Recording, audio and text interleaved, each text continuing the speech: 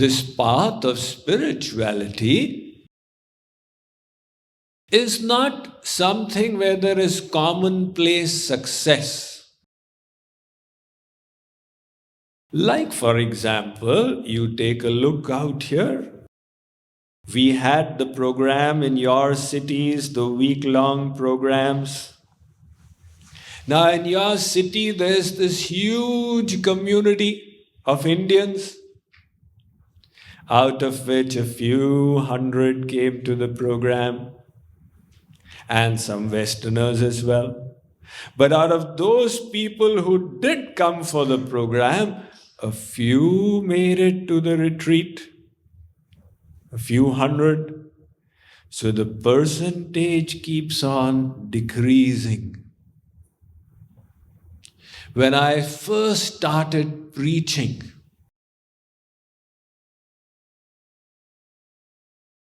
as a preacher of Kripaluji Maharaj, so I went to this city and started preaching, and then some wind started and some various things, and they started talking varieties of things, and I had worked hard on these people, and then suddenly I found they're reducing. So I asked Kripaluji Maharaj, when I went back to him, he said, listen, in primary school there are 1,000 children. In secondary school there are 300 children. In the graduation program there are 70, and post-graduation there are 5. You don't bother. That person who teaches also tests. You simply do your duty. Do not be attached to the results, whether people come or they do not come. This path is not for everyone. Not everyone endeavors for perfection. Let us say what is the meaning of perfection is different for everyone. For somebody, perfection means to have a perfect house and perfect wealth and perfect work conditions. It's one out of many who develops this hunger for God. Jagat Guru Shankaracharya said there are 3 graces of God that are very rare. Durlabham trayamevaitad daivanugrahakarakam manushyatvam mumukshutvam mahapurusha sambhavaha. He says, the first is the human birth. This itself is rare. Because the soul is transmigrating in the species of life. And there are 8.4 million life forms. So those souls who have the human body, only they can endeavor for God realization. So first of all, the opportunity to have the human life form is rarely bestowed upon the soul. Janmantara sahasraistu manushyatvam hi durlabham. The Mahabharata says, once in a while, God, out of His causeless mercy, gives this human form to the soul in its transmigratory journey from life to life as an opportunity to break through the cycle of life and death. But then the human life form is also not enough. Manushyatvam. After all, 7 billion human beings have received the human form. Then mumukshutvam. He says the second grace of God is the hunger for self-realization and God realization. This hunger, if it has awoken in you, It is the second grace of God. That hunger is of varying degrees. See, even in the world, there are levels of hunger. The husband comes and tells the wife, I am hungry. He's come from office. Please give me the food. The wife says, it's being cooked. Please wait.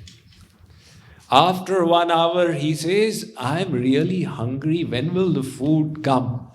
She says, I'm coming. Don't eat my head. It will be there. After 2 hours, he says, what's going on today? Am I not going to get food?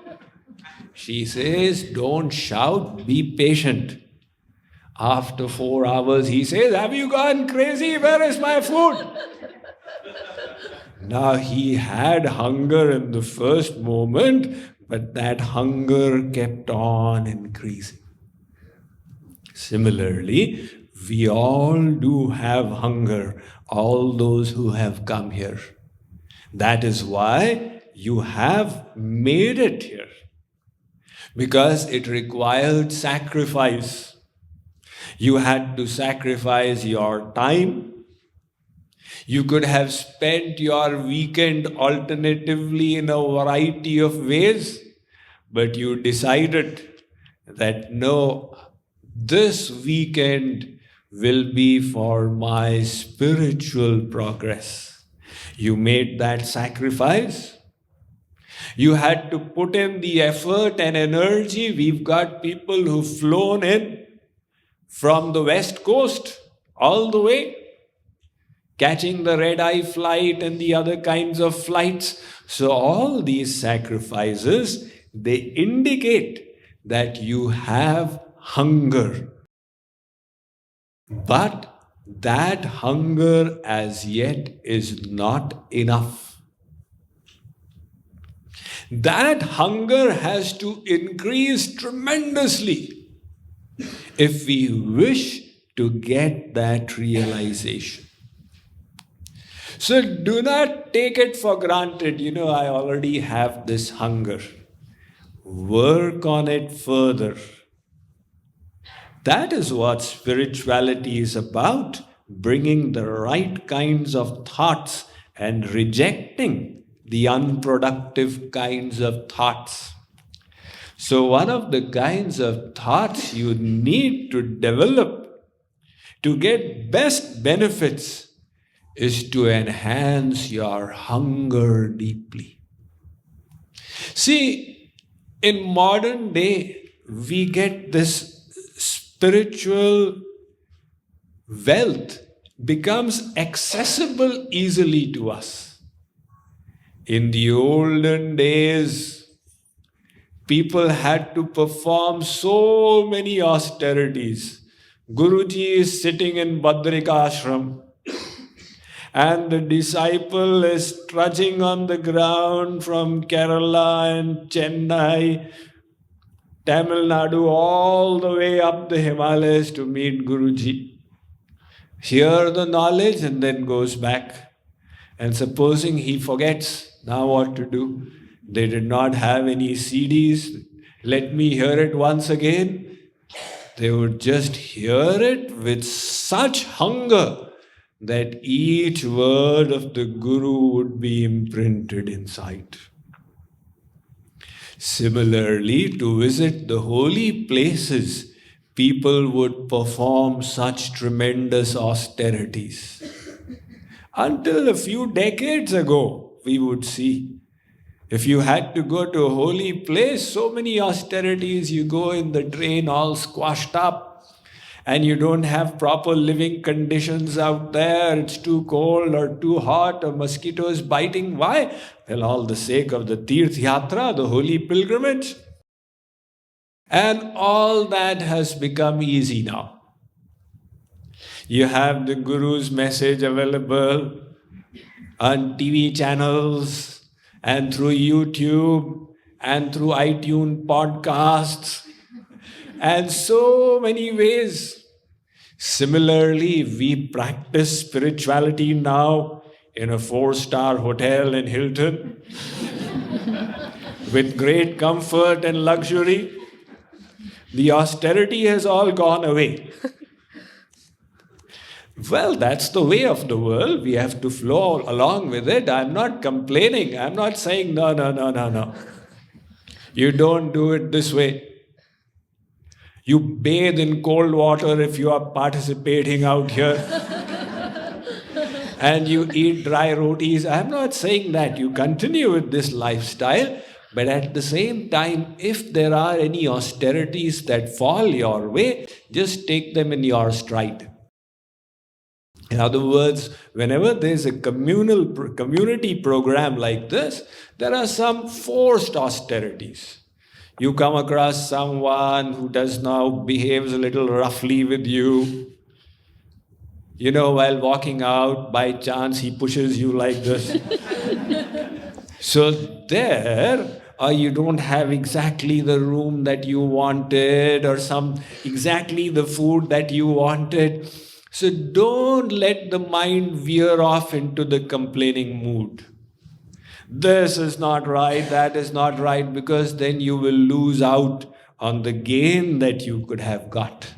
So what I am suggesting is that whatever difficulties come your way, take it in the spirit of austerity.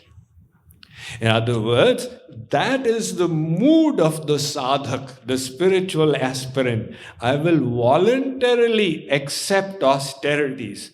In fact, I will be dissatisfied. That is all. There should have been stricter and more severe austerities for me to perform. So in this mood, we will not let anything disturb us. So that hunger has to be increased. Shree Krishna. And then the third grace which Shankaracharya talks about is Mahapurusha Sambhava. The opportunity to get the guidance from a true God realized saint. There are so many people who are genuinely hungry, but they don't know what to do. In my travels around, I come across so many people. They are sincerely aspiring, but that grace, the Guru, has not been bestowed upon them. And so they are floundering around, what to do. Now here, the knowledge that we are receiving, it's all the knowledge we have received from Jagat Guru Sri Kripaluji Maharaj, the fifth original Jagat Guru in Indian history, widely respected as the ocean of infinite knowledge and love for God. So we have such a bona fide source. So for the people out here, these three graces have been bestowed. Now it is up to us to make the best of it. One Urdu poet says, "Ye galat kaha kisi ne ki tera pata nahi hai." Pata means address. ये गलत कहा किसी ने कि तेरा पता नहीं है, तुझे खोजने की हद तक कोई खोजता नहीं. People wrongly say that we can't find God. The problem is they don't try hard enough. So let us try hard enough. In other words, while we are here, let's give it our best shot. So do be in time for all the programs. The mind by nature will make excuses and veer off into laziness. You know, not everybody has reached so far, although the retreat has begun. I had the option. Should we wait, delay the lecture, opening lecture a little bit until everybody reaches? Then I said no. That will be unfair to the people who have reached. The people who did not reach, it will be their loss. So in the same way, during this program, we have a timetable. And I always request our organizers, whoever registers must have the timetable in their hands, so that you can organize your day and you can know what's coming and you don't need to miss out on anything. So putting in your best effort means you are 100% participating. In other words, not that you come 10 minutes late, that will be your loss. So when that hunger is deep, then the commitment is complete. And then we are following all the norms and guidelines to get the best out of it. So let that be our mental attitude during this retreat. And when you sit out here, we will be having guided meditations as well, and we will also be having the chantings. Now, the chantings, because they are in Hindi, those who do not know Hindi, it may be a little difficult for them. So we appreciate their difficulty. Nevertheless, we have the translations for them to read. And for everyone,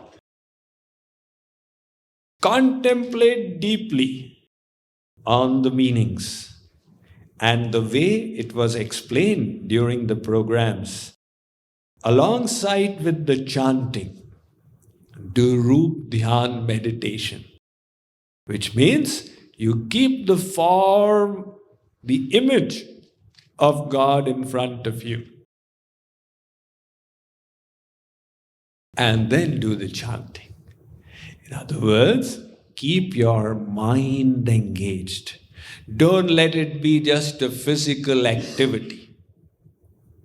If we do physical activity, then something is better than nothing. God does give you marks, after all you did try. But it's not good enough because we want to purify the mind. We have heard repeatedly that the cause of bondage and liberation is the mind. So we will be discussing all these things, but the simple guideline here is that keep the image of God in front of you. Visualize that and then do the chantings to get the best benefit. So in this way, we will strive towards perfection.